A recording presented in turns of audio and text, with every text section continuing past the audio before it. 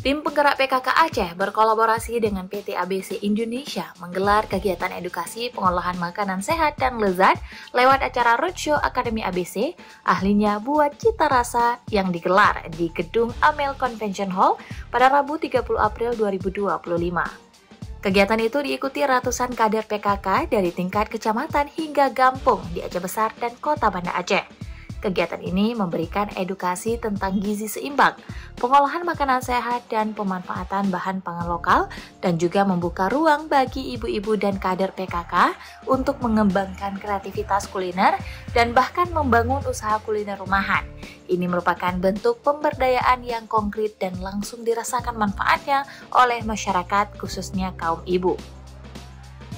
Ketua Tim Penggerak PKK Aceh yang diwakili Ketua Staf Ahli PKK Mukaramah mengungkapkan apresiasi atas kehadiran PT ABC dalam mendukung pemberdayaan perempuan, khususnya dalam bidang kuliner keluarga. Dan makan di rumah bersama keluarga. Karena itu kami sangat mengapresiasi dengan adanya Akademi ABC ini yang akan membantu kita mendapatkan skill. Kegiatan ini juga sekaligus sejalan dengan misi untuk mengingat pentingnya membangun waktu bersama keluarga yang berkualitas.